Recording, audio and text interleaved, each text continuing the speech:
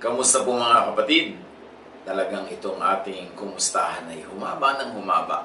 At nawa naman ay matapos na agad ang mga lockdown at mga quarantine. Although of course para sa kabutihan natin, kaya may ganyan. At sa atin naman pagsasama-sama dito sa ibinibigay ng Panginoon na medium na ito, na channel, ay nawa maging pagpapala sa ating lahat ang ating togetherness.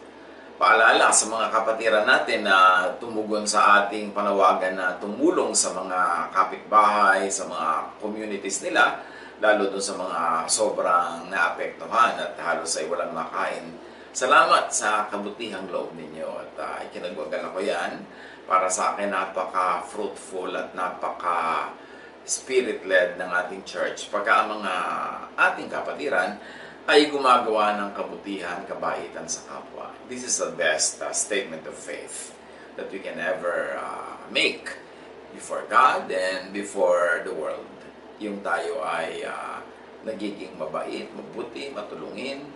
Yan ang napakagandang patotoo. Hindi yung mga salita lamang, hindi yung mga ibang uri ng panukatan sa success ng isang kapatiran. Para sa akin, napaka-fruitful ng gawain ng Panginoon sa isang church. Kung ang mga miyembro ay ang babae at mga matulungin at mga maawain, because ganun si Jesus.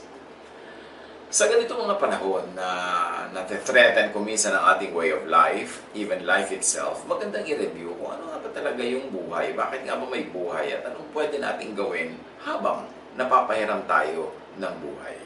Ang pamagat ng ating pag-aaral sa araw na ito, The Circle of Life, ang gulong ng buhay.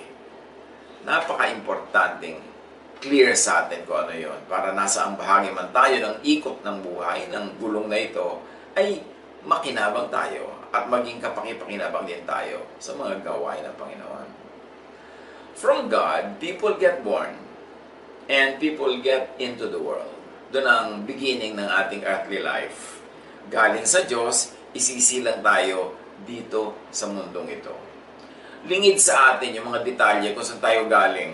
Pero ang mahalaga, galing tayo sa Diyos at tayo nabibigyan ng pagkakataon na mabuhay as human beings here on earth. Psalm 139:13, For you created my inmost being.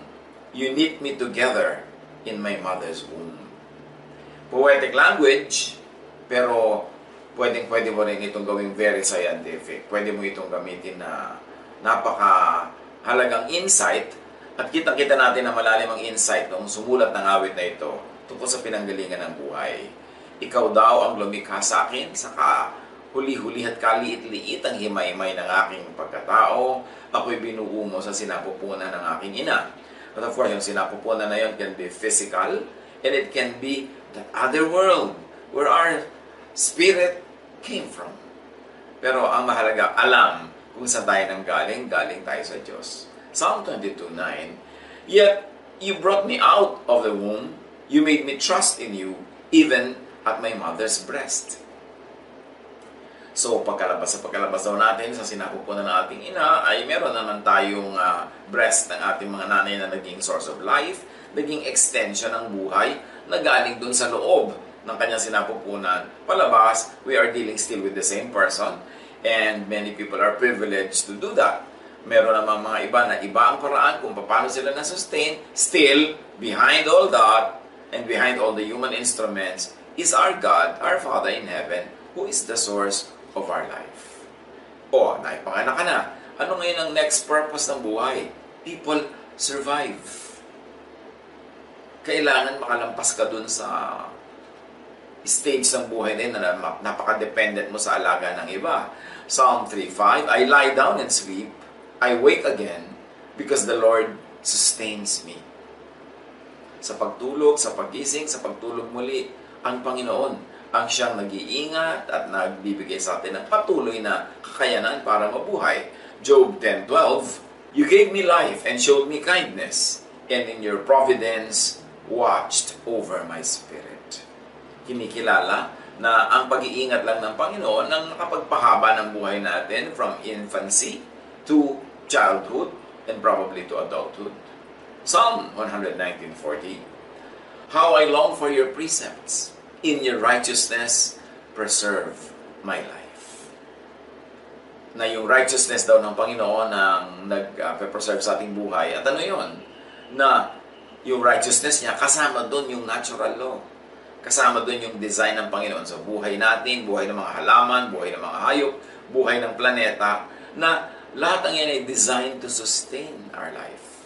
That's why we must always respect nature, we must interact with nature, kasi kasama sa righteousness ng Diyos, sa kabutihan at kabaitan ng Diyos, yung ipinoprovide niya sa atin na kalikasan, kapaligiran, kung saan tayo hihinga, kukuha ng hangin, ng ating mga makakain, at kung saan nakikipag-interact ang ating katawan, ang ating espiritu. Then we grow. Maraming mga tao nakakarating sila sa stage ng growth, up to probably early adulthood or middle adulthood or even senior years. 1 Corinthians 3:7, God makes things grow. It is really God. Now, hindi mo kailangan laging gawing personal yan na ang Diyos will have to get down from heaven and attend to your every little need. Nung kinreate niya ang mundo, the first 6 days, sa bilang ng Bible, which could be poetic, which could be, many people claim, literal, but whichever, it is God that designed nature, designed everything, and everything is designed to make us grow. Na magkaroon tayo ng mga sustenance, magkaroon tayo ng makakain, mahihingang hangin, tubig na maiinom. Ang Panginoon talaga ang nagpapalago ng lahat ng mga halaman at nagpapalaki sa lahat ng mga animals at sa mga tao din. Acts 17:28, for in Him we live and move and have our being. So mahirap ilayo ang God sa nature. Bawat bahagi ng nature, bawat bagay dyan, siya ang lumikha. He is behind the genius of the existence and survival of every living thing.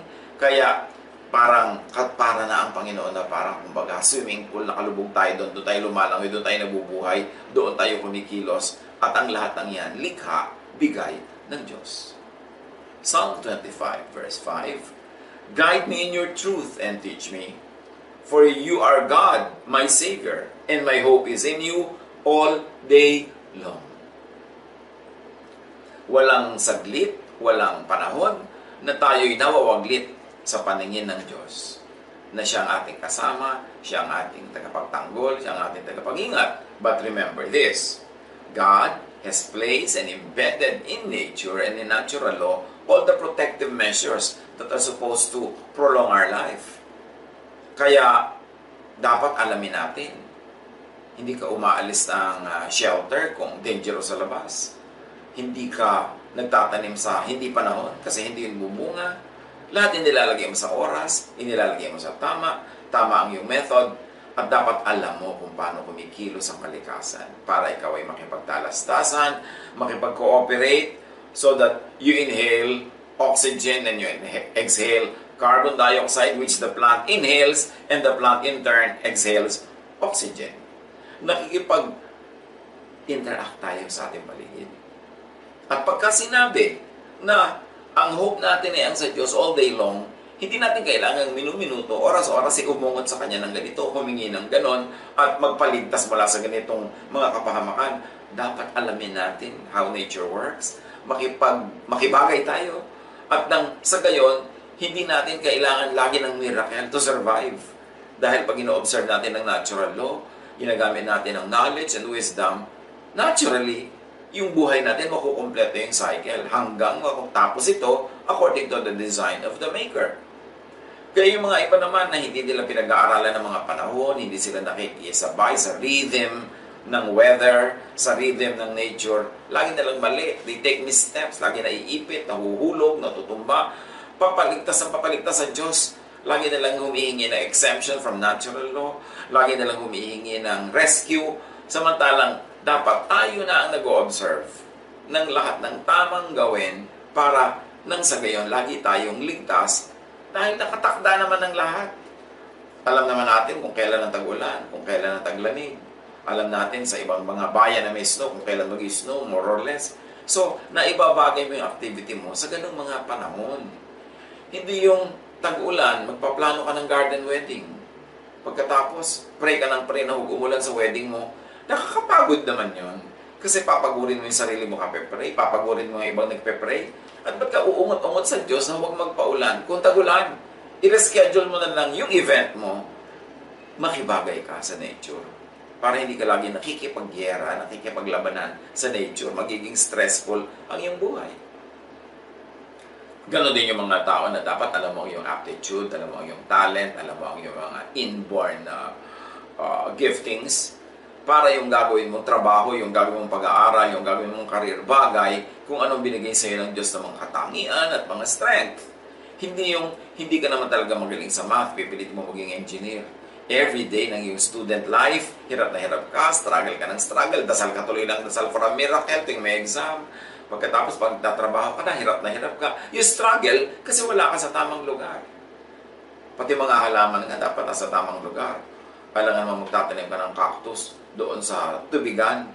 Pagkatapos lagi mong ini-istro yung tubig para matuyo yung lupa dahil masama sa cactus na sobrang mabasa. O kaya magtatanim ka ng water plant sa tuyong-tuyong lupa. Dilig ka tuloy ng dilig. Pagod na pagod ka. Kasi hindi ka nakikibagay sa natural law. Ganon din tayong mga tao. Meron tayong bagay na lugar na puntahan, paminsan-minsan. Merong bagay na doon ka talaga tumira, doon ka bumabad kasi doon ka nag-thrive, doon ka namumulaklak, namumunga. Dapat nasa tamang lugar. At ang ginagawa natin nasa tamang panahon. Hindi yung kung ano na lang maisipan natin, pinaghahampasan natin ang katawan natin sa apat na sulok ng mundo, mali-mali, sugatan tayo, bangas-bangas ang mukha natin, tapos hihigit tayo lagi ng pagpapagaling wala sa Panginoon. Kasi kung ino-observe mo talaga yung natural law, pinag-aaralan mo ang pinakamaganda at tamang lugar mo at timing, yung action na yun, prayer yun. So hindi mo na kailangan mag-pray with words kasi yung action mo, prayer na. Pero yung baliktad yung ginagawa ng katawan mo at action mo, sa tama mo dapat pinagagagawa, dasal ka ng dasal with words na ma-exempt ka doon sa mga bunga ng iyong mga ginagawang mali, you are bound to be disappointed. Because words as prayer must be parallel with your action. Faith, if it has no works, is dead. Akala kasi ng iba yung prayer parang magic. Parang mga magic words na sasabihin mo, para nahuhulog ka, hindi ka matuloy mahulog. Puyat na puyat ka, makapag-drive ka pa rin ng mabuti. Yung hindi ka nag-iipon pero lagi ka pa rin may perang gagastusin. Hindi ka nagtrabaho at kumita, pero mabubuhay ka pa rin ng masagana. Anong klaseng prayer yon? Ang prayer mo dapat is only the verbal or the mental equivalent of your action. Pero hindi pwedeng magkabaligtad, magkasalungat yung action mo at yung prayer mo. At gagamitin mo yung prayer na parang magic, parang burahin yung mga magiging bunga ng ginagawa mo in real life. Life is governed by laws. At yung natural law, napakahalagang malaman yan kasi nang really designed by God. Yun yung mga laws of the land, tao lang ang gumawa niyan. Yung mga laws of religion, all the many religions claim na galing sa Diyos yun. Ang dami din nun, tao lang nagdagdag, sila lang ang gumawa para sa kanilang convenience o para sa kanilang interest. Pero yung laws of nature, sure ka na Diyos ang gumawa kasi God ang gumawa ng nature. Psalm 31:23. Love the Lord, all His faithful people. The Lord preserves those who are true to Him. Akala nung iba, yung to be true to God is to be true in a religious way only. Yung hindi ka pumapalya sa pagsimba, yung hindi ka pumapalya sa pagbigay ng mga offerings, yung hindi ka pumapalya sa pagsunod ng mga doktrina. Tapos pag nagkasakit sila, magtataka sila, Lord, di po ba true ako sa inyo? Bakit naman ako nagkasakit?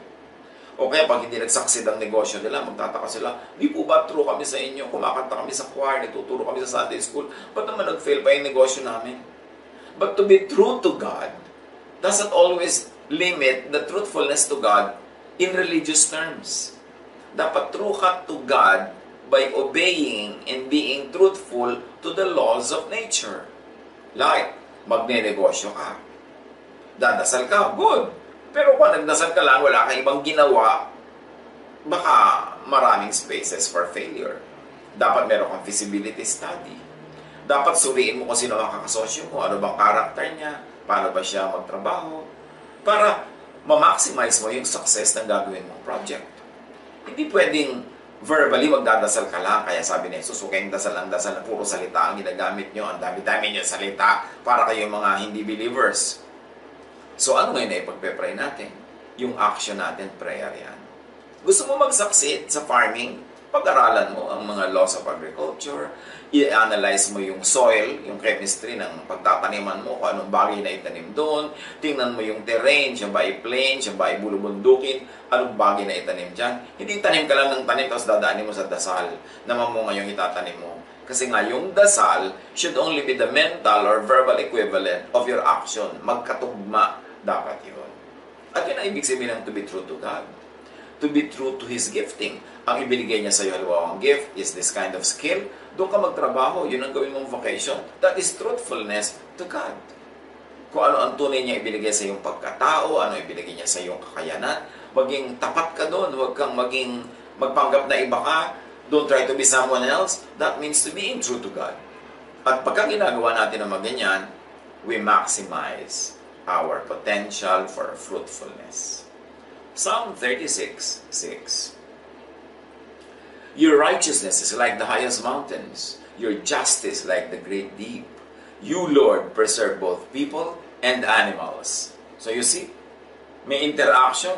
Hindi pwedeng people lang ang ipe-preserve natin yung animals, sisirain natin yung kanilang mga habitat, sisirain natin ang ilog, ang dagat, ang mga gubat, ang hangin, kasi kasama tayong nabubuhay ng mga hayop. Ang kanilang kamatayan ay magiging kamatayan din natin. Ang pagkasira nila ay kasiraan din natin. Kaya gusto mong maging matagumpay sa buhay, mabunga, mahalin mo ang lahat ng creation, hindi lang ikaw. Hindi lang ang human race. Hindi tayo nilagay ng Diyos dito sa mundo para i-exploit ang lahat-lahat ng mga hayop at mga halaman, ang hangin, ang tubig. Tayo yung mga tagapangalaga, dapat natin gawin yon. Now, so sa buhay, pupunta tayo sa mga cycle na yan. That's a circle of life. So you get born, then you grow, and normally, usually, sa karamihan, people reproduce, people multiply biologically. Genesis 1:12, the land produced vegetation, plants bearing seed according to their kinds, and trees bearing fruit with seed in it according to their kinds. And God saw that it was good. So you see, automatic, hindi kailangang lumikha ang Diyos ng puno ng atis every 3 years. Nung ang mga halaman na inilagay niya sa planetang ito ay nagsimula ng mamunga, may mga seeds yun, hindi na kailangan gumauli ang Diyos. Automatic na yung mga seeds na yan ay dadami, tutubo, lalaki, mamumunga, magkakaroon uli ng seeds, paulit-ulit na cycle. Kaya nakikita nyo ang mga seeds dinisign ng Diyos to travel. Ang nyog, merong makapal na bunot, kasi ang taas ng puno. So, para dalaglag siya, hindi mababasag yung kanyang shell. Tapos, meron siyang tubig. Kasi ang mga nyog, pagka nalaglag at nagpagulong-gulong at napalagay siya sa isang lugar na tuyo, paano naman siya tutubo agad? So, may baon siyang tubig. O kaya kung nagulog siya sa dagat, inalon siya, tinangay siya ng mga agos, anong iinumin niya habang nagbabiyahe siya hanggang makarating siya ulit sa isang island, sa isang beach na kung doon sa isadlak ng alon, may baon siyang tubig. Designed to travel. Ang mga buto ng nara may pakpak para pag natanggal sila doon sa tangkay, lilipad ng malayo para maraming lugar na mataniman ng nara. Yung mga maliliit na damo, mga amorseko na kumakapit sa ating mga binti, sa ating mga damit. Bakit? Para kung saan tayo pumunta, makarating yung buto, malaglag siya doon, tumubo siya doon. So lahat ng design ng Diyos para marating ang maraming lugar, makapagtanim doon to increase the chances of survival. So, ganun din sa tao. Genesis 1:28, God blessed them and said to them, be fruitful and increase in number. Fill the earth and subdue it. Rule over the fish in the sea and the birds in the sky and over every living creature that moves on the ground. So pati ang tao rin designed na magkaroon siya ng offspring, tumanda, magkaroon ng offspring, magkaroon ka ng anak, apo, generation to generation. Hindi na kailangan mag-create uli ng tao ang Diyos after the first act of creation. At binigay daw tayo to rule over the fish. And to rule here means to take care of, to manage. Hindi yung to api. Hindi yung para to exploit and to destroy. Napakahalagang maging serious tayo dyan. Na ang survival ng tao, ay kasabay lang, coterminus ng survival ng mga hayop at mga halaman, ng tubig, ng hangin, ng mga bato, ng lupa. We are parts of the earth. We are parts of creation. We are not apart from it. We are parts of it. At kung nagkakaroon tayo ng maraming mga problema ngayon ng kalusugan, global, kasi global din ang naging mga pagpapabaya ng tao sa environment, naging global din ang pag-abuso natin sa mga elemento na ibinibigay sa atin ng Diyos. Genesis 8:17, bring out every kind of living creature that is with you, the birds, the animals, and all the creatures that move along the ground, so they can multiply on the earth and be fruitful and increase in number on it. Ito ang sinabi ng Diyos kay Noah matapos sila ay iligtas sa baha. So simula uli ng buhay, remember, hindi nag-create uli ang Diyos dahil nagtira siya ng mga magpapatuloy ng lahat ng life, generation to generation. But this kind of biological multiplication, not everyone experiences this, especially among people and maybe even among animals. Pero sapat na yung majority ay nangyayari sa kanila yon for the whole human race, for the whole species to continue its existence.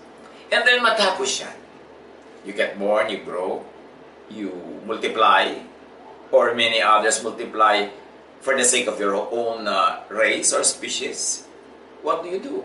Return to God. Sasakabilang buhay na ulit tayo. Babalik tayo doon sa pinanggalingan natin ng Diyos. Ano naman nakakapagtaka doon? Yung iba naman, pagka dinadapuan sila at inaabutan ng oras na malalagot ang kanilang earthly hininga, parang surprise na surprise, parang takot na takot. Eh lahat naman ng tao dyan dumaan, wala namang hindi dumaan dyan. So, napaka-importanting tanggapin mo, yakapin mo ang ganyang mga panahon, lalo kaya haba-haba na naging buhay natin, binigyan na tayo ng mahabang chance to be happy, to reproduce, to even enjoy what is happening in many people's lives around us. Eh, dumarating talaga yung panahon na babalik tayo sa Diyos. It's not a surprise. We should be ready for it. Ecclesiastes 12:7, and the dust returns to the ground it came from, and the spirit returns to God who gave it. Ang lupang katawan ay babalik sa lupa. Ang espiritu ng Diyos na galing sa Diyos na tumira kasama sa lupang katawan na ito ay babalik naman sa Diyos na kanyang pinagmulan. In other words, binigyan ng pagkakataon itong espiritong ito na mabuhay sa isang katawan dito sa mundo at pagkatapos doon ay maghihiwalay-huli ang katawan at ang espiritu ay uuwi sa Diyos. Kung ito'y sobrang nating inuunawa, sobrang laki ng mababawa sa lungkot natin pag may gumagraduate. Yung bang pupunta na sa Diyos, tapos na siya dito sa earthly life niya, graduation na. Meron siyempre sadness, meron siyempre feeling na mahirap dahil lalo't kung mahal na mahal mo yung tao, mamimiss mo, mawala. Pero kung handa ang loob natin na mangyayari yan sa lahat ng tao, tapos nabuhay tayo ng to the fullest na pwede nating magawa, at yung tao ay namahal natin habang siya nabubuhay, kung nagkasakit ay inalagaan natin, kung nainip ay nilibang-libang natin, nung bawiin na siya ng Panginoon, nung kunin na siya tawagin, dapat hindi na masyadong masama ang ating loob. Maluwag nating ibigay sa Diyos, dahil sa Diyos naman talaga nanggaling.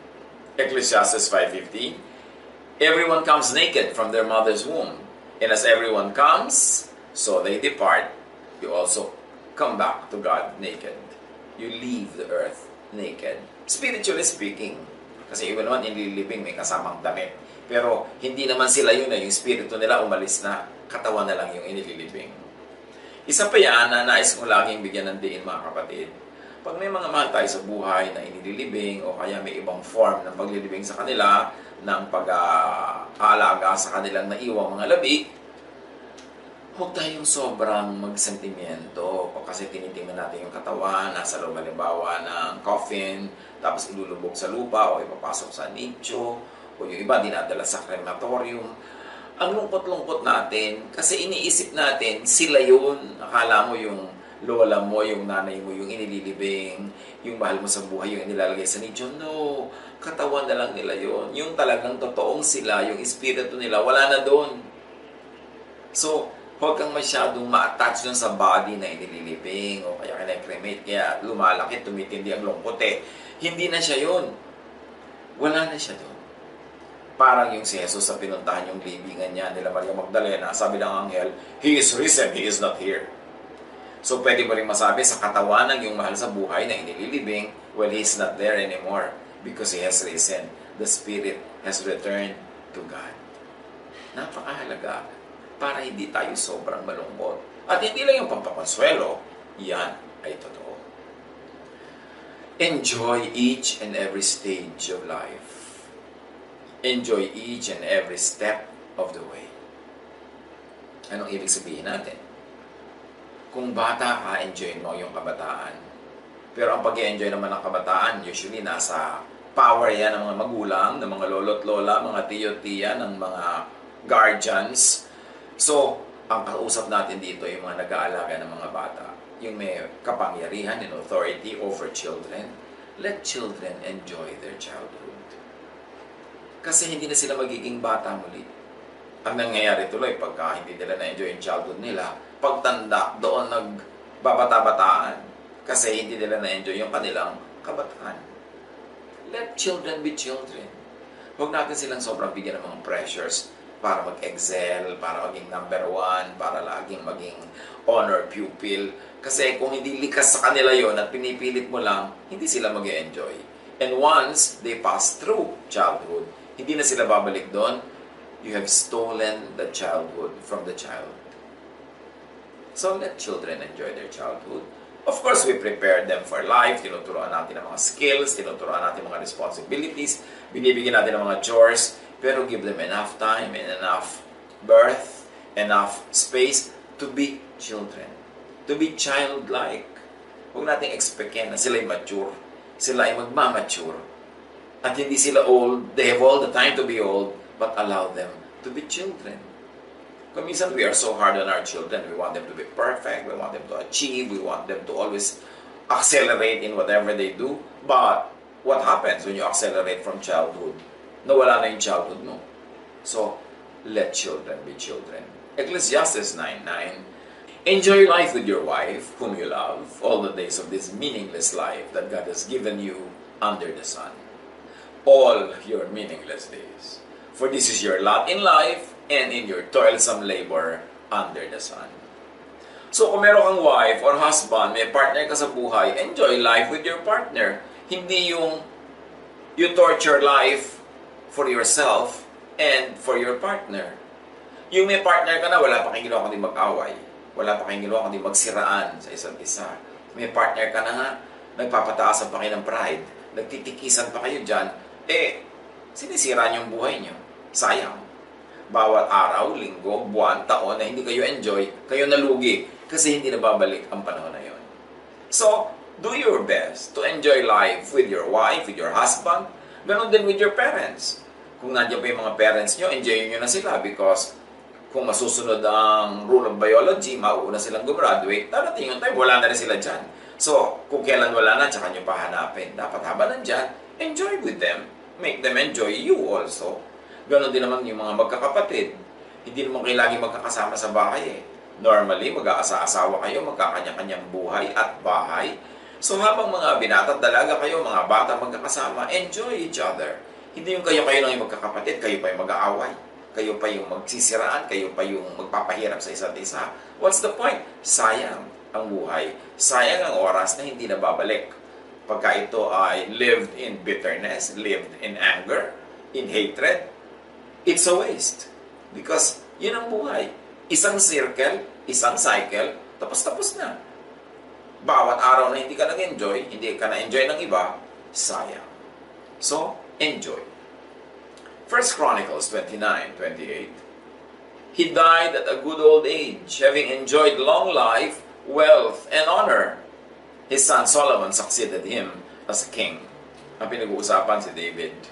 So, napakamapalad ng mga humahaba ang buhay na nakakakita pa na ang anak nila ay magiging king o ang anak nila ay magkakaroon ng sariling mga ginagawa sa buhay na mabunga, whether high-ranking or low-ranking, doesn't matter. Ang mahalaga, nandun sila sa tamang lugar nila, bagay sa talent nila, at nakikita mo sila ay masaya.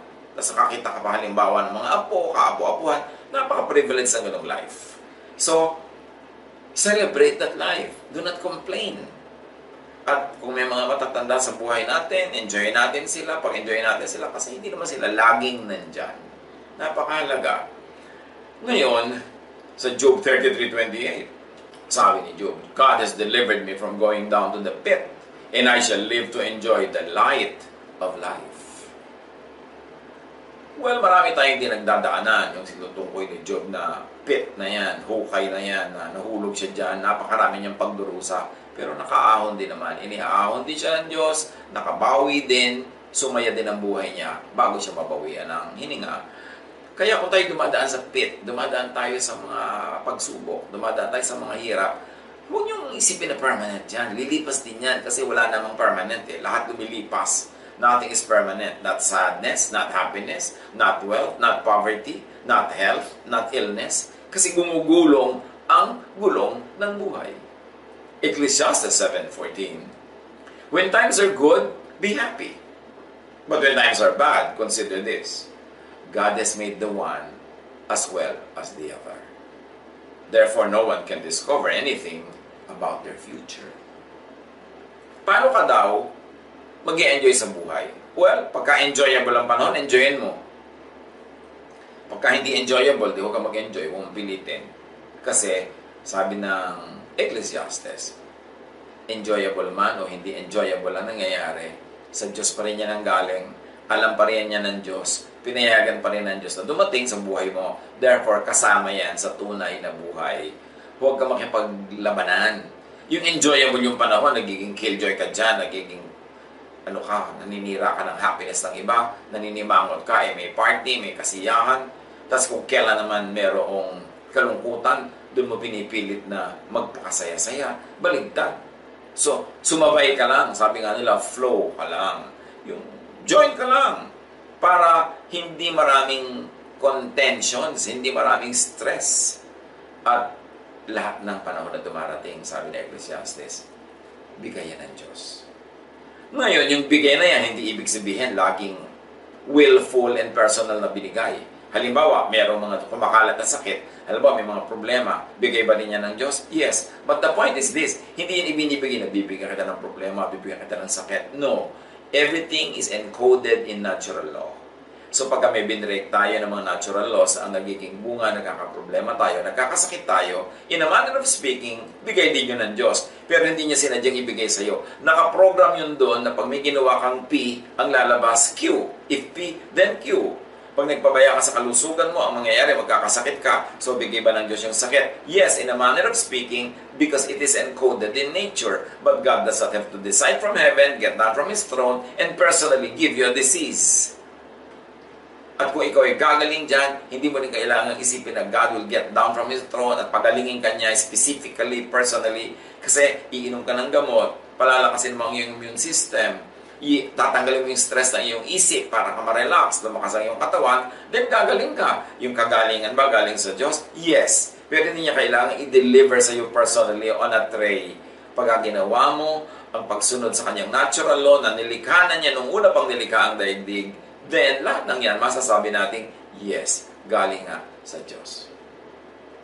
Tulad ng sumakabilang buhay ng iyong magulang, biglang may makikilala ka habang gumagawa ka ng isang negosyo, yung pala, nagawa nyo ng mabuti ng iyong magulang, at nung malaman niya na anak ka ng magulang mo, biglang nagbukas siya ng pinto, binigyan ka niya ng mga favor, tinulungan ka, so bigay ba ng magulang mo sa iyo yon? Yes! Pero hindi kailangan bumalik mula sa kamatayan yung magulang mo para ibigay sa iyo. Kasi nung pa, ginawa na niya yung condition that will allow you to enjoy this kind of gift. Ganun din yung Diyos bang may likha? Diyos bang may bigay? Diyos bang nagpagaling? Yes, kasi alam ng Diyos ang lahat at ang lahat galing sa Diyos. Ngayon, kung ayaw mong tumanggap ng sakit mula sa Diyos, ayaw mong tumanggap ng kabiguan mula sa Diyos, ayaw mong tumanggap ng balok mula sa Diyos, edi itama mong ginagawa mo para sa pagsunod mo sa mga malilinaw na instruction ng Diyos written in the law of nature and some of them also written in religious scriptures. Although marami sa mga religious scriptures ng iba-ibang pananalig, invento lang o may partly right, partly wrong, but the law of nature is very pure. So kung sumusunod ka doon, mama-maximize ang iyong success. So Diyos ba ang nagbigay ng success? Yes. Pero kung failure, Diyos ba ang nagbigay? Yes din, in the sense na embedded yan, nakalagay sa law of nature na pagka hindi ka nagtrabaho, hindi ka kikita. Hindi ka nagtanim, hindi ka aani. So, Diyos ba ang may dahilan? Ang dahilan kung ba't wala ka inani? Yes. Pero hindi niya sinadyang hindi ko nga siya paaanihin. Kundi, hindi mo ginawa ang tamang pagtatanim, kaya hindi ka umani. Dapat malinaw. Psalm 104:33. I will sing to the Lord all my life. I will sing praise to my God as long as I live. Yun ang dapat reaction at attitude sa buhay. Ecclesiastes 3:12. I know that there is nothing better for people than to be happy and to do good while they live. So habang nabubuhay ka as bata, as kabataan, as a mature person, as a senior, always do good. Laging minimize pain. Whatever you can do, bawasan mo o alisin yung pain sa iyo, pain sa iba, pain sa nature, pain everywhere. Minimize pain. Maximize pleasure. Yung mapapasarap mong pagkain, pasarapin mo pa. Hindi magpiprito ka ng itlog, tapos tuyo na parang balutan ng lumpia ang nangyari. Itlog pa naman. Yung magtitimpla ka, hindi masarap. Dapat maximize pleasure and then do the most good. Pag may chance kang gumawa ng mabuti, gawin mo. Dahil may balik yun. At yan ang tamang gawin.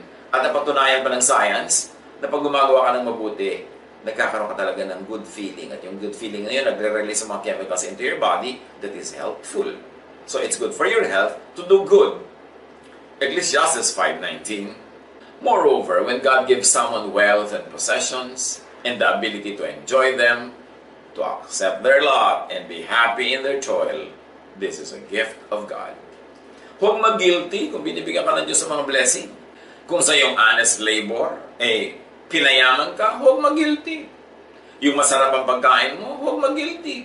Hindi yung, naku, paano ko kaya ito may enjoy? Maraming mga hindi kumakain ngayon sa mundo. Binigyan ka ng pagkain ngayon, kainin mo yan. Ngayon, kung gusto mong makatulong, magpadala ka ng magpakain sa mga nagugutom, o may mga empleyado ka, dagdagan mo sweldo nila para makabili din sila ng masarap. Pero yung binibigay sa iyo personally ng Diyos, enjoyin mo yon at hindi mo kailangan ika-guilty na ikaw ay nag-enjoy sa buhay. Bakit kailangan gawin ang lahat ng yan? To enjoy, to do good, minimize pain, maximize pleasure, do the most good. Ba't kailangan gawin mo yan habang bata ka, habang kabataan ka, habang ikaw ay young adult, habang ikaw ay middle adult, whatever? Bakit? Para sulit ang buhay kung sakaling hindi mabuo ang cycle. Kasi di ba may nalalagutan ng hininga habang bata, habang kabataan, habang young adult, habang early senior years, meron naman middle senior years, hindi naman pare-pareho Hindi naman natin alam kung kailan tayo gagraduate, kailan tayo malalagutan ng hininga, kailan malalagutan ng hininga ang ating kapatid, ang ating magulang, ang ating anak, ang ating kasambahay, ang ating kaibigan. Hindi natin alam. So, dahil hindi natin alam yon, every opportunity must be taken to be happy, to enjoy, to be helpful to others, to be godly, to bring people to the Lord. Lahat ng pwedeng gawin, gawin mo because you may never have a chance tomorrow. Kasi hindi naman natin alam ang bukas. Ecclesiastes 11:9. You are young, be happy while you are young, and let your heart give you joy in these days of your youth. Follow the ways of your heart and whatever your eyes see. But know that for all these things, God will bring you into judgment. Hindi ito threat. Hindi parang sinasabing mag-enjoy ka, tapos at the end sabi, hindi, huwag ka mag-enjoy kasi husgahan ka ng Diyos. Sinasabi lang na yung enjoyment mo dapat yung katanggap-tanggap sa Panginoon, tugma, bagay sa mga kalooban niya para hanggang dulo yung enjoyment mo maging enjoyment at hindi ka mapagalitan at hindi biglang magbabayad ka pala doon sa dulo. But this is not a discouragement for the young people to enjoy their youth. On the contrary, it is an encouragement. Pero merong kakambal na kailangan lang, aware ka, kailangan bukas ang iyong isip, at kailangan umaandar ang iyong utak. Paano yung ginagawa mo rin? Walang masamang bunga later on in your life. Ecclesiastes 8:15. So I commend the enjoyment of life, because there is nothing better for a person under the sun than to eat and drink and be glad. Then joy will accompany them in their toil all the days of their life. God has given them under the sun. Ang buhay ay umiikot, ang gulong ng buhay ay umiikot, Saan man tayo naroon, any moment, nasa ibabaw, nasa ilalim, nasa gilid, nasa gitna, minimize pain, maximize pleasure, do the most good, and then meet your Maker. Be thankful for your life. God bless all of us.